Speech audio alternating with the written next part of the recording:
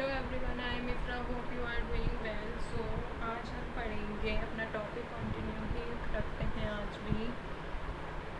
Another part पढ़ेंगे type of preposition का। तो सबसे पहले हेडिंग डालते हैं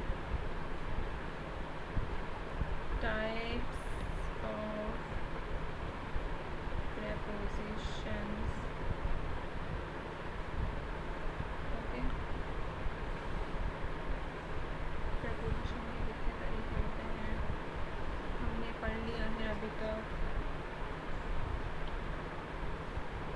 सिंपल,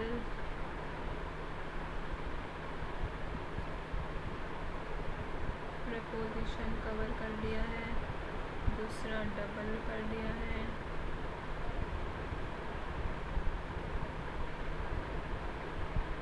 थर्ड हमने कंपाउंड भी कवर कर लिया है।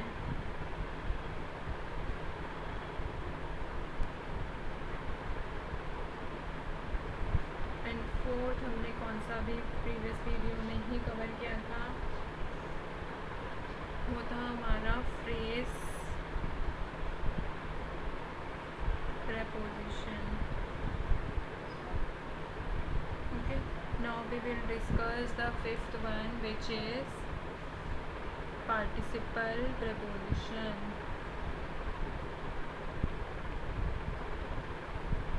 Participle prepositions. Okay, participle आपको पता है क्या होता है, वर्ब के फॉर्म के साथ उसमें ing ऐड होता था।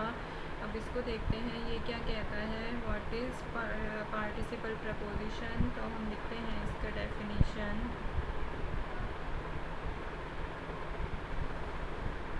पार्टिसिपल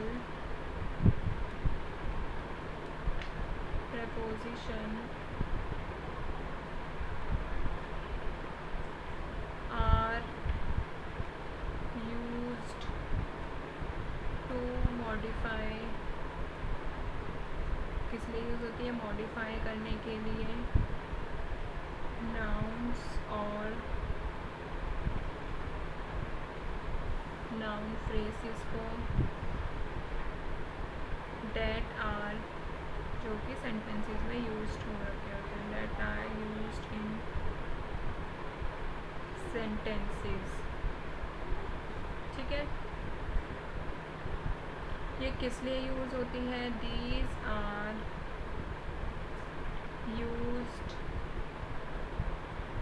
टू प्रोवाइड, हमें प्रोवाइड करती है additional, extra information, additional information किसके बारे में? अबाउट द कंडीशन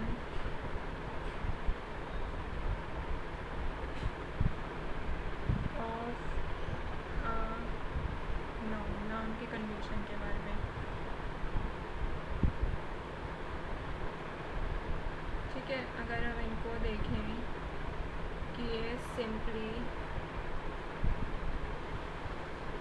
हम इसको बोल सकते हैं दे function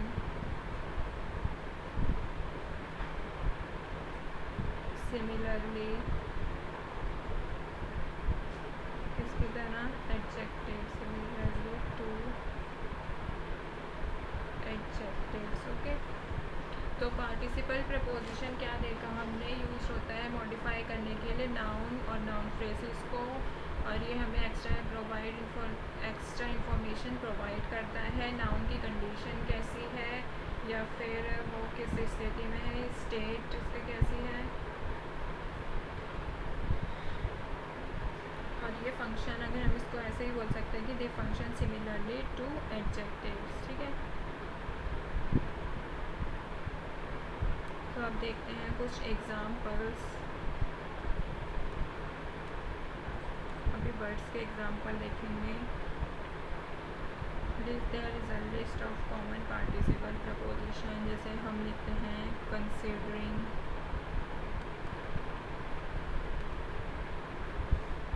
regarding, including,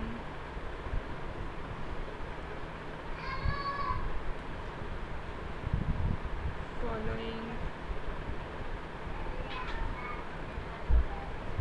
giving, during, excepting, including है तो एक्सक्लूडिंग भी हो गई। एक और लिख लीजिए, नॉट विद स्टैंडिंग। ओके, ये कुछ एग्जाम्पल्स थे हमारे पार्टिसिपल प्रेपोजिशन के। कौन कौन से? 1 2 3 4 5 6 7 8 9। अब अगर हम सेंटेंसेस देखते हैं प्रपोजिशनल पार्टिसिपल प्रपोजिशन के, तो यहाँ पे लिखते हैं एग्जाम्पल्स ऑफ सेंटेंस।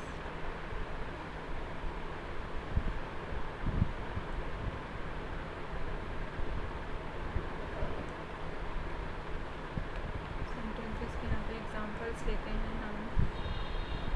तो फर्स्ट एग्जाम्पल लेते हैं,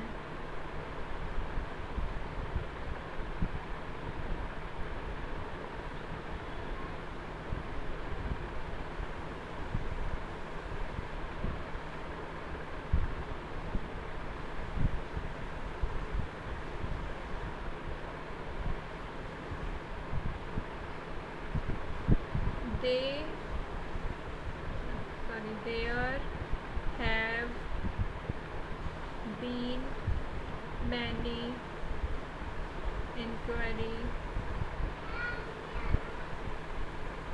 किसके regarding the safety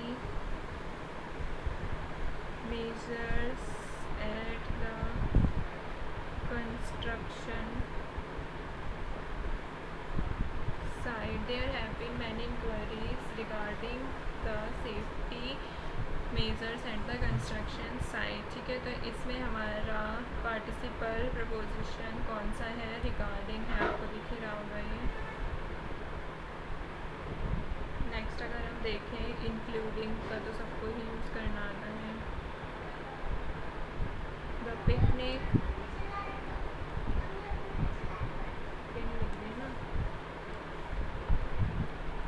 picnic basket was filled with goodies including। जब हमारी बहुत सारी चीज़ होती हैं तो हम इनको लिख देते हैं, जैसे कि इंक्लूडिंग का मतलब होता है जैसे कि सैंडविचेस, फ्रूट्स एंड जूस। ठीक है, हमने कुछ एग्जाम्पल दे दिए।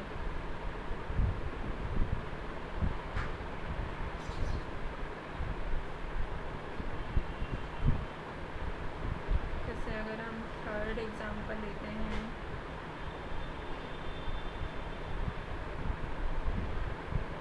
Following the storm, the outdoor concert was rescheduled। तो फॉलोइंग मतलब होता है कि ये सेंटेंस कह रहा है कि स्टॉर्म के चलते, स्टॉर्म हो रही थी, स्टॉर्म के चलते आउटडोर कॉन्सर्ट जो था वो रीशेड्यूल किया गया था। ठीक है, अगर हम एक और एग्जांपल देखें फोर्थ, तो ऑल ऑप्शंस वर कंसिडर्ड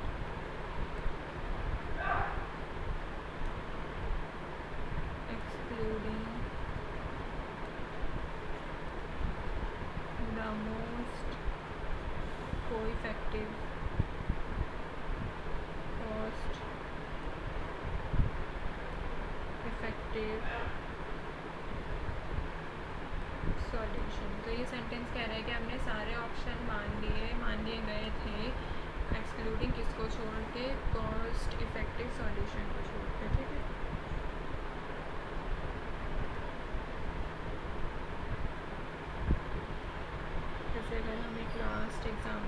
देखें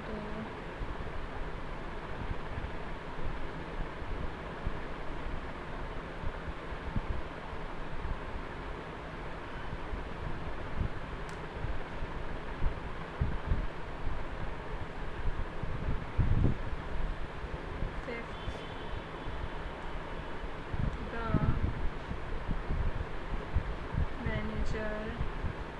सेंड एन ईमेल, उसने ईमेल भेजा रिगार्डिंग द अपकमिंग, किसके रिगार्डिंग मतलब इसमें इंफॉर्मेशन प्रोवाइड हो रही है, अपकमिंग ट्रेनिंग सेशन, अपकमिंग जो हमारे ट्रेनिंग सेशन होने वाले हैं उसके रिगार्डिंग मैनेजर ने मेल भेजा था। तो अब हम एग्जांपल्स पे एक बार फोकस करते हैं। तो द फर्स्ट वाले में आपको बताया था रिगार्डिंग मतलब हमें आगे की इंफॉर्मेशन प्रोवाइड हो रही है। The picnic basket was filled with goodies, जैसे कि इंक्लूडिंग के लिए होता है, जैसे कि सैंडविचेस, हमें आगे 2-3 हमने एग्जांपल दे दिए। Following the storm the outdoor concert was rescheduled, मतलब स्टॉर्म के चलते बुरे स्टॉर्म हो रही थी।